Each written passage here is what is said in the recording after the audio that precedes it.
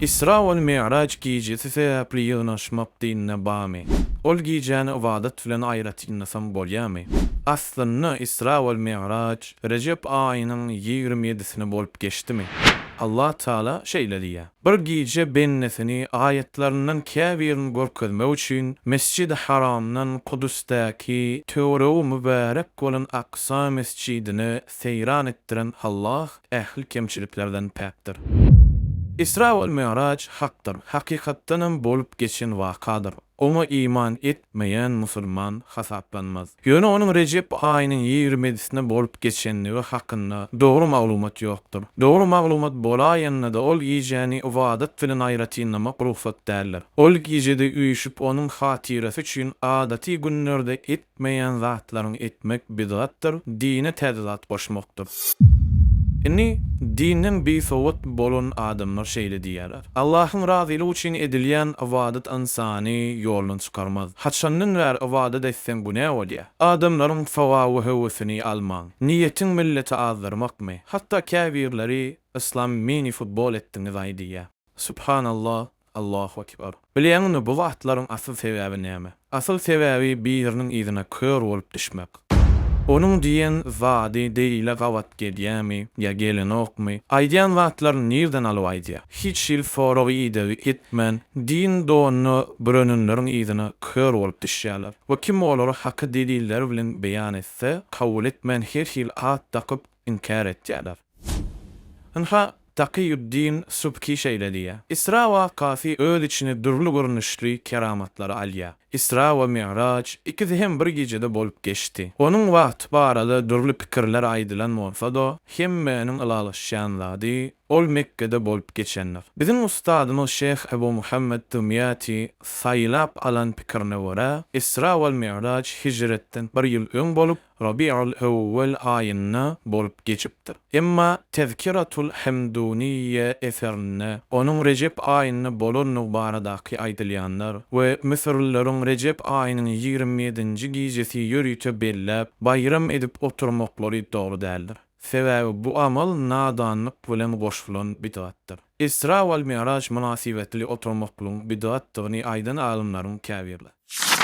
Inni sawap iş edibem günah adan bormy diýilen şüphe jogap. Enes atly sahaba Allah onuň razy bolsun şeýle diýär. 3 tane adam peýgamberimiziň sallallahu aleyhi we sellem aýallarynyň öýüne gelip onuň ibadaty hakynda soradyr. Haçanna olary habar berilende peýgamberimiziň ibadatyny az saýen ýaly boldular. Aýtdylar: "Biz de peýgamberimiz nirde? Onuň öňkü soňky günahlar başlandy. Birisi aýtdy: "Mena ilmidama gijelerine namaz okajak." Beýlik aýtdy: "Mena ilmidama ağız beklejek, ağız açyp gezjekden." Beýlik aýtdy: "Mena aýallardan daş turup hiç haçan öýlenjekden." Haçanna peýgamberimiz sallallahu aleyhi we sellem gelende aýtdy: "Şeýle diýenler sizmi? Büferim, men sizin Allah'tan iň beter gorkýanymyz we iň takwamyz.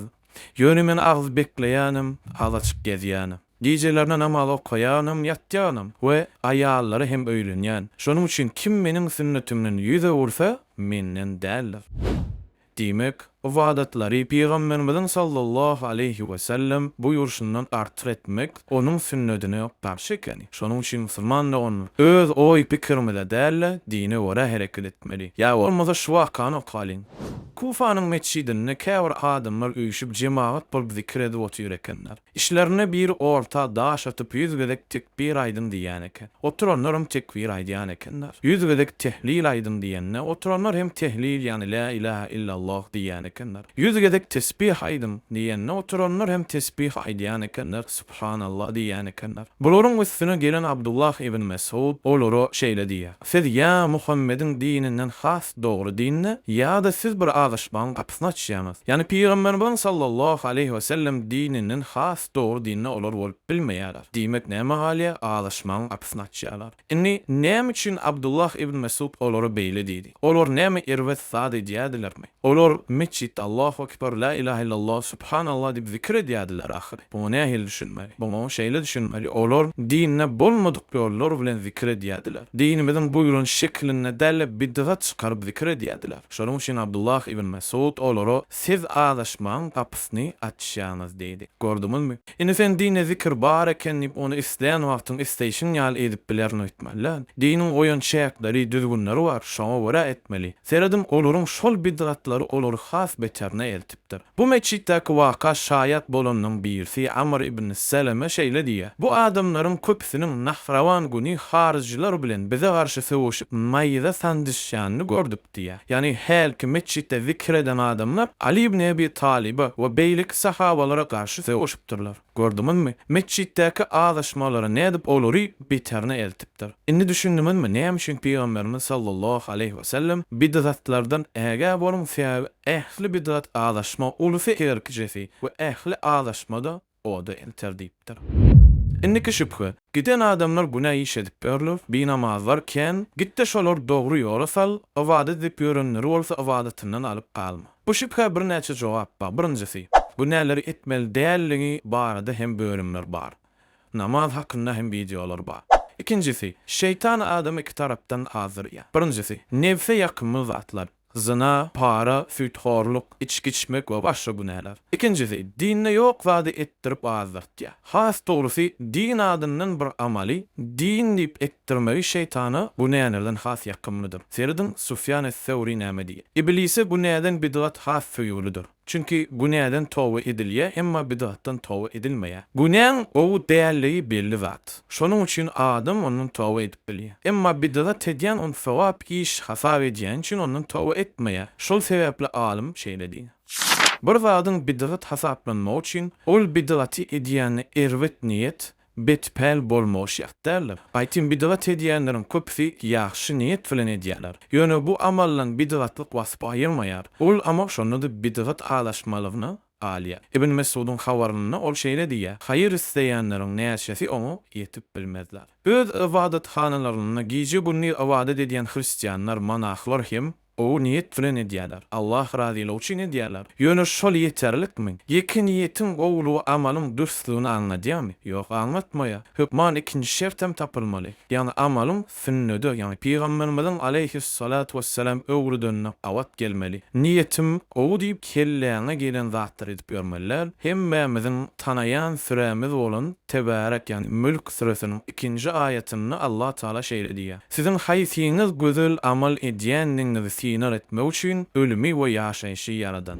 Fudayl ibn Ayyaz atly beýik alim rahmetullahi aleyh şeýle diýär. Ýani onuň gözel amal nähil amal diýip soranyna şeýle diýär. Ýalňyz Allahyň razylygy üçin bolup, sünnede laýyk gelen amal gözel amallar diýär.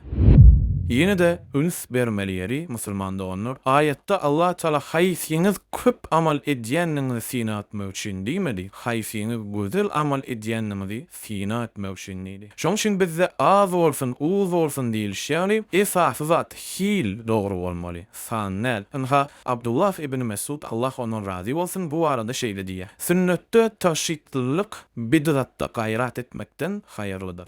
Üçüncü jogaby. Bir misal berelim. Siz täze jaýarlaňyz, içi ýöne gowda, köne oşdan doli, polun agajy dök ýenjik, diwarlarda köne zaýa aboýlar sallanyp opup dur. Indi siz şu jaýy remont etjek bolsaňyz näde başlarsyňyz? Ustolar getirip güni zaýa polun üstüne täze laminat koýdurarsyňyzmy ýa elki köne poli aýyrtyrarsyňyzmy? Ýa bolmasa diwarlardaky köne aboýlary aýyrman gün üstüne täzesini ýelmärsiňizmi? Elbetde ilki bilen könelerinden diýinip, onsoň täzesini goýarsyňyz. Dinimiz hem edil şeýle. Ilki bilen dinni ýok zatlar aýyrmaly, bid'atlardan saklanmaly, dürs fundament gurmaly, onsoň üstüne näme bolsaň gowy bermeli. Huzayfa ibn al-Yaman radiyallahu anh bir gün iki saň daş alyp bir ýerin beýlikisiniň üstüne oýdy. Soň ýoldaşlaryna aýtdy. Şu iki daşyň arasyndaky ýagtylygy görýäňizmi? Olar ey Abdullahyň kakasy sehelçe ýagtyrykdan başgasyny görmeýär diýdiler. Şonu aýtdy.